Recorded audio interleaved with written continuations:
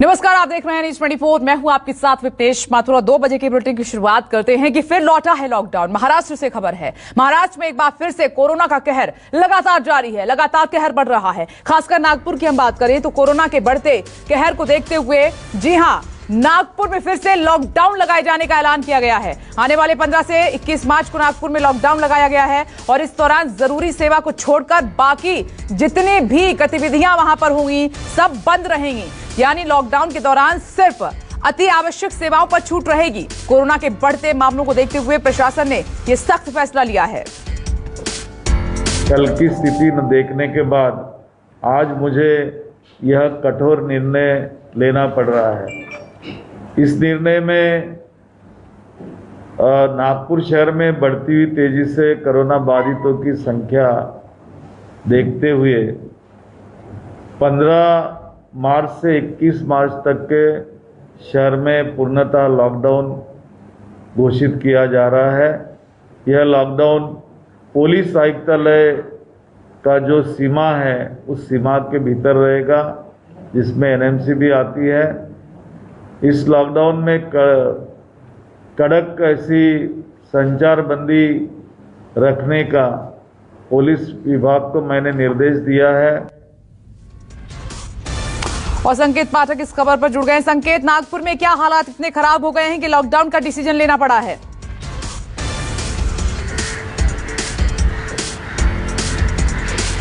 बिल्कुल विपनेश, मैं आपको बताऊं कि सिर्फ नागपुर ही नहीं बल्कि जो विदर्भ का इलाका है जहां पर नागपुर आता है वहां पर लगातार कोरोना के मामले बढ़ रहे हैं। अगर मैं पिछले 24 घंटे की बात करूं तो पूरे महाराष्ट्र में करीब 13,500 कोरोना के मामले सामने आए थे। और यही वजह है कि अब धीरे धीरे जो इलाके हैं, खास तौर से जिन जिलों में ज़्यादा कोरोना के मामले बढ़ रहे हैं वहाँ लॉकडाउन लगाया जा रहा है और इसकी शुरुआत नागपुर से की गई है। नागपुर में पिछले 24 घंटे में करीब 1700 से ज़्यादा मामले सामने आए थे, जिसको देखते हुए स्थानीय प्रशासन ने 15 तारीख से लेकर 21 मार्च तक का लॉकडाउन लगा दिया गया है। और इस दौरान सिर्फ जो अति आवश्यक सेवाएं हैं वही चालू रहेंगी, बाकी पूरी तरह से कंप्लीट लॉकडाउन रहेगा। वहीं दूसरी तरफ आपको बताऊं कि महाराष्ट्र के कई और जिले हैं जहां पर नाइट कर्फ्यू लागू किया गया है, जिसमें नंदुरबार, धुले, अमरावती जैसे जिले हैं।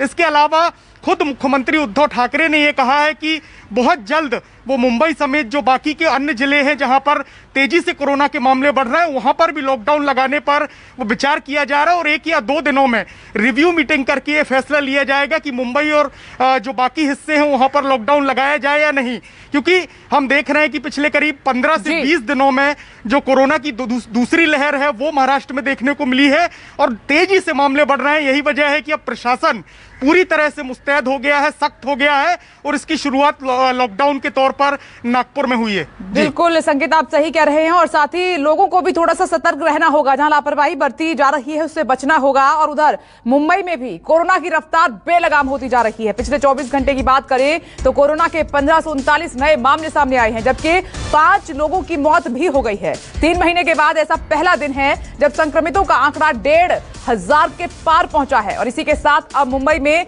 कोरोना मरीजों की संख्या 3,37,123 तक पहुंच गई है। आज जिन 5 कोरोना मरीजों की मौत हुई है उनकी उम्र 60 से अधिक थी। मुंबई में अब तक 11,511 कोरोना मरीजों की मौत हो चुकी है। और इस वक्त मुंबई के हालात ऐसे हैं कि 25 स्लम इलाकों को कंटेनमेंट जोन घोषित किया गया है और वहीं 229 इमारतों को सील किया गया है। मुंबई और महाराष्ट्र में कोरोना के मामले लगातार बढ़ते जा रहे हैं और जो भीड़ है वो पब्लिक ट्रांसपोर्ट में कम होने का नाम नहीं ले रही। आपको मैं तस्वीरों में दिखाऊं कि आप ये देखिए, आज भारी तादाद में जो लोग हैं वो बसों से सफ़र कर रहे हैं। लोकल ट्रेन में भारी भीड़ देखी जा सकती है। इसके अलावा आप बसों की तस्वीरें देखिए कि जो लोग हैं वो यहाँ पर भारी तादाद में बसों से सफ़र कर रहे हैं। और यही वजह है कि कहीं ना कहीं जो सोशल डिस्टेंसिंग है वो यहाँ पर ना के बराबर देखने को मिलती है। और इसी तरीके से आप किसी भी बस स्टॉप पर चले जाइए, किसी भी रेलवे स्टेशन पर चले जाइए, ऐसे ही लोगों की भीड़ यहाँ पर दिखाई देगी। और ये तस्वीरें बताने के लिए काफ़ी है कि जिस तरीके से मुंबई में मामले लगातार बढ़ते जा रहे हैं। महाराष्ट्र में 24 घंटे में 13,000 से ज़्यादा मामले सामने आए, वहीं मुंबई में 1500 से ज़्यादा मामले देखे गए हैं। तो ये जो तस्वीर है कहीं ना कहीं जो लापरवाही है वो लोगों की भी है। हालांकि उन्हें अपने काम पर जाना है, अपने दफ्तर जाना है, यही वजह है कि लोग मास्क तो लगा रहे हैं, लेकिन सोशल डिस्टेंसिंग एक बड़ा मुद्दा है जो कि यहाँ पर होता हुआ दिखाई नहीं दे रहा है। तमाम जो लोग हैं आप देख सकते हैं। सर ये बताइए, सोशल डिस्टेंसिंग हो पाती है? की तरह भाई ये बताइए, सोशल डिस्टेंसिंग इतनी बस में हो पाती है? बिल्कुल नहीं, सोशल डिस्टेंसिंग का तो धज्जिया उड़ गया है सर। सरकार को थोड़ा इस पे कदम उठाना चाहिए और लोगों को जागरूक करना चाहिए कि सोशल डिस्टेंसिंग के साथ चलें। और अपने काम को तो कर ही रहे हैं, बट थोड़ा सा अपने आप को केयरफुल रखें तो बेटर रहेगा। ये बताइए, कुछ लगता है, डर लगता है थोड़ा बहुत कि दोबारा बढ़ रहा है कोरोना? कोरोना तो दोबारा बढ़ रहा है, डर तो लगता है, लेकिन काम पे भी जाना है तो फिर डर के मारे तो घर नहीं बैठ सकते। बस सेफ्टी हमको खुद की लेना है, कोई और सरकार तो हमारा सेफ्टी ले नहीं रहे। अभी आप फिलहाल देख रहे हैं भीड़ पे हम लोग 25-20 मिनट खड़े हैं, एक बस नहीं है। जो भी बस आएगी तो सब लोग एक ही सब बस में सब भीड़ करते तो भीड़ या कोरोना बढ़ेगा ही। बिल्कुल, तो ये तमाम लोग हैं जो अपने काम पर जाने के लिए निकले हैं और यही वजह है कि उन्हें यहाँ पर सोशल डिस्टेंसिंग बहुत कम हो रही है, क्योंकि बहुत ज़्यादा भीड़ भी है और सरकारें भी कहीं ना कहीं इस ओर उतना ध्यान नहीं दे रही हैं। यही वजह है कि लगातार महाराष्ट्र में और मुंबई में कोरोना के मामले बढ़ते जा रहे हैं। कैमरामैन प्रहलाद के साथ संकेत पाठक, न्यूज़ 24 मुंबई। संकेत लगातार बने हुए हैं, लेकिन इस बीच एक बड़ी खबर का रुख कर लेते हैं। प्रधानमंत्री नरेंद्र मोदी की मां हीराबेन ने कोरोना वैक्सीन लगवाई है। पीएम मोदी ने ट्वीट कर सभी को जानकारी दी है और कहा है कि मेरी मां ने कोरोना वैक्सीन की पहली डोज ले ली है। ये प्रधानमंत्री नरेंद्र मोदी ने ट्वीट करके खुद जानकारी सभी के साथ साझा की है। इस वक्त की बड़ी खबर। और एक बार संकेत का फिर से रुख कर लेते हैं, क्योंकि मुंबई में जो हालात हैं वो चिंताजनक बने हुए हैं। संकेत, आपकी रिपोर्ट में देख रही थी, वजह क्या है? क्या लोग सोशल डिस्टेंसिंग का पालन करना नहीं चाहते या फिर नौबत ऐसी आ गई है कि चाहकर भी कर नहीं पा रहे हैं? क्या वजह है?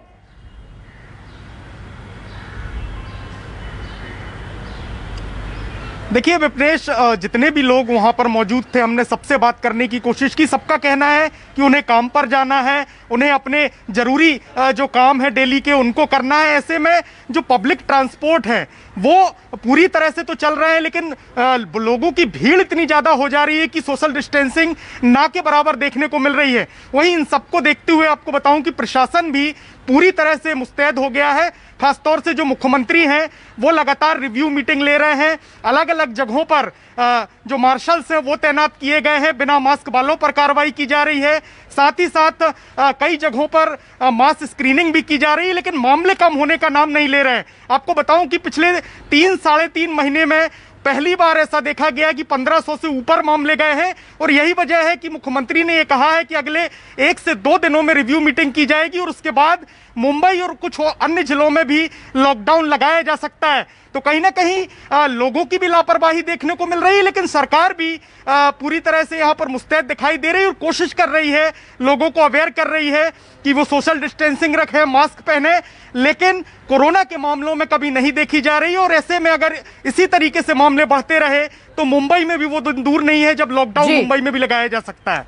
संकेत, आप लगातार अपनी नजर बनाए रखें। शुक्रिया आपका जानकारी हम तक पहुंचाने के लिए। और इस बीच एक और बड़ी खबर, ममता बनर्जी का मेडिकल बुलेटिन जारी हुआ है। ममता बनर्जी की हालत स्थिर है। 6 डॉक्टर की टीम है जो लगातार उन पर नजर बनाए हुए है। और इस बीच जो खबर आई है कि ममता बनर्जी की हालत अभी स्थिर है, मेडिकल बुलेटिन में यह जानकारी दी गई है। ममता बनर्जी के पैर का MRI कराया गया है। 6 डॉक्टरों की टीम लगातार उनकी निगरानी कर रही है। और मनोज पांडे फोन लाइन पर इस वक्त हमारे साथ मौजूद हैं। मनोज, अच्छी खबर है कि ममता बनर्जी की हालत स्थिर है, लेकिन उनको लेफ्ट जो उनका पैर है उसमें काफी चोट है। जी देखिए, जिस तरह से अभी मुख्यमंत्री ममता बनर्जी का मेडिकल बुलेटिन जारी किया गया है उसमें 6 डॉक्टरों की जो टीम थी उन्होंने साफ तौर पे बताया कि मुख्यमंत्री ममता बनर्जी के पैर पे ही चोट है, बाकी उनकी तबीयत स्थिर है। और करीब 7 बजे आपको बता दें दोबारा से डॉक्टर जो उनकी चेकअप चल रहा है उसे फिर मेडिकल बुलेटिन जारी किया जाएगा। और करीबन 1 सप्ताह तक दीदी को आराम करने की डॉक्टरों ने जिस तरह से सलाह दे रहे हैं, तो जाहिर सी बात है, देखिए चुनाव का समय है और दीदी को उन्होंने मुख्यमंत्री ममता बनर्जी ने नंदीग्राम से अपना नॉमिनेशन भरा है और उन्हें कल देर दांत में वहीं से चोट लगी थी। तो कह सकते हैं कि उन सब सारी चीजों को देखते हुए डॉक्टरों की जो टीम है कहीं न कहीं से किसी चीज की लापरवाही नहीं बरती जा रही है। और साफ तक फिलहाल अभी जो डॉक्टरों का कहना है कि उनकी तबीयत ठीक ठाक है, उनके पैर पे ही चोट है, पैर पे सूजन है, तो उस सब जब तक ठीक नहीं हो रहा है तब तक उनको कहीं बाहर जाने का सलाह नहीं दिया जाएगा। जाहिर सी बात है, देखिए जिस तरह का चुनावी माहौल है, मुख्यमंत्री ममता बनर्जी नंदीग्राम से खड़ी है। मनोज, आप सही कह रहे हैं कि हर एक मिनट बहुत कीमती है और अगला बुलेटिन आप कह रहे हैं कि 6 बजे जारी किया जाएगा हेल्थ बुलेटिन। शुक्रिया मनोज जानकारी के लिए। और इधर ममता बनर्जी पर कथित हमले को लेकर टीएमसी का एक डेलीगेशन चुनाव आयोग से मिला है। टीएमसी के सांसद डेरेक ओब्रायन, पश्चिम बंगाल के मंत्री चंद्रिमा भट्टाचार्य और पार्था चटर्जी समेत टीएमसी के नेता चुनाव आयोग जाकर सीएम ममता बनर्जी पर हुए कथित हमले की उन्होंने शिकायत की है। चुनाव आयोग से मिलने के बाद मीडिया से बात करते हुए डेरेक ओब्रायन ने बीजेपी पर गंभीर आरोप लगाए हैं। मार्च 8 तारीख बीजेपी के बंगाल के अध्यक्ष ने एक पोस्ट किया था, ममता बनर्जी को घायल होते दिखाया। ये मार्च 8 तारीख है। मार्च 9 तारीख सवेरे इलेक्शन कमीशन ने वेस्ट बंगाल के डीजीपी बदला। क्रोनोलॉजी समझ लीजिए। मार्च 10 तारीख एक बीजेपी सांसद 5 बजे पोस्ट किया था, आप समझ जाएंगे शाम के 5 बजे के बाद क्या होने वाला है। और कल 6 बजे नंदीग्राम में ममता जी के साथ ये हादसा हुआ। We condemn this kind of behavior, we condemn these incidents, and we want the truth to prevail, and we want people like you in the media to help us and to help the election commission not to spread all kinds of other spins. This is a Z category protectee. Let the truth come to light. और इससे पहले BJP का भी एक प्रतिनिधिमंडल चुनाव आयोग से मिला। बंगाल बीजेपी के सचिव सब्यसाची दत्ता और बीजेपी नेता शिशिर बजौरिया ने चुनाव आयोग से मुलाकात कर शिकायत की है और बीजेपी ने चुनाव आयोग से इस पूरे मामले की जांच की मांग की है। चुनाव आयोग को लिखे लेटर में यह कहा गया है कि घटना के तमाम वीडियो फुटेज मौजूद हैं और जिसे देखकर जांच होनी ही चाहिए।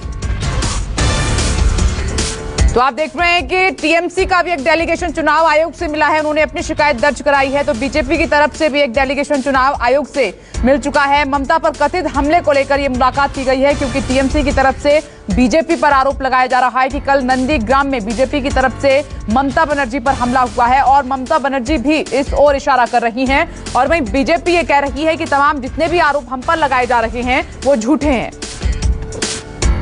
और सीएम ममता बनर्जी पर कथित हमले को लेकर टीएमसी कार्यकर्ताओं में खासी नाराजगी देखने को मिल रही है। एक तरफ जहां सीएम ममता बनर्जी कोलकाता के एसएसकेएम अस्पताल में भर्ती हैं और वहीं प्रदेश के अलग अलग हिस्सों में टीएमसी के कार्यकर्ताओं ने अपने नेता पर हमले के विरोध में प्रदर्शन भी किया है। नंदीग्राम हो या आसनसोल या फिर नॉर्थ 24 परगना, हर जगह टीएमसी के कार्यकर्ताओं ने जमकर बवाल काटा है। नंदीग्राम में तो टीएमसी के कार्यकर्ताओं और बीजेपी के कार्यकर्ताओं में झड़प भी देखने को मिली है। तस्वीरों में आप देख सकते हैं कि किस तरह दोनों पार्टी के कार्यकर्ता आपस में उलझ गए और वहीं आसनसोल में टीएमसी के कार्यकर्ताओं ने प्रदर्शन भी किया। इसके अलावा नॉर्थ 24 परगना में टीएमसी के कार्यकर्ताओं ने रेलवे ट्रैक को बाधित कर दिया, जाम कर दिया और सियालदह, बोनगांव और इधर दूसरे स्टेशन के पास टीएमसी के कार्यकर्ताओं ने रेल रोककर विरोध जताया है। वहीं नॉर्थ 24 परगना में ही टीएमसी के कार्यकर्ताओं ने सड़क जाम करके प्रदर्शन किया है। ये 5 तस्वीरें इस वक्त आपकी टीवी स्क्रीन पर कि ममता बनर्जी के घायल होने के बाद से किस तरह के हालात बने हुए हैं। टीएमसी और बीजेपी के जो कार्यकर्ता हैं नंदीग्राम में भिड़े,